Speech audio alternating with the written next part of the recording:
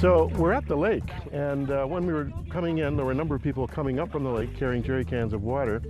And Agnes, who is one of them, has agreed to talk to us. Agnes, do you get your water every day from the lake here? Yes,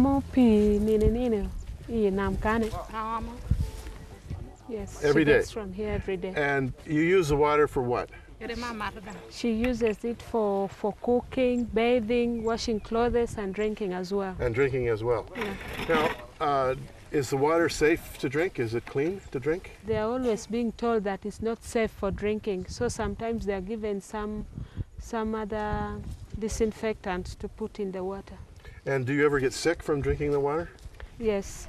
Yeah. She has ever gotten sick with diarrhea. Diarrhea? Yeah. And is it quite common with the children to get diarrhea from drinking this water?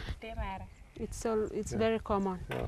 Now, I noticed that just a few meters down this way is where the cattle come to drink. Is that right?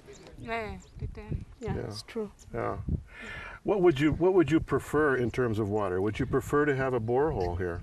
We prefer a borehole. Borehole. And how many people would use a borehole in this area? Any idea? Around 150 households. 150 households.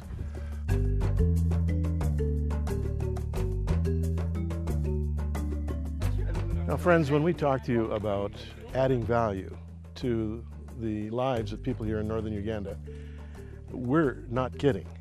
Now, you can look at this right beside me here. This is the place where the women come to get their water. It's little wonder their children are not only suffering from diarrhea, but many of them are dying. And it's a general condition. It's not just children, adults too. They need a borehole. There's a huge need. We have a great opportunity in our relationship with CEDA and Matching Dollars to really make a difference and to actually change the life of a community of 150 households. Think about this and giving it to your children to drink, and think about what you can do to make a difference in the lives of these little kids right here. Thank you for it.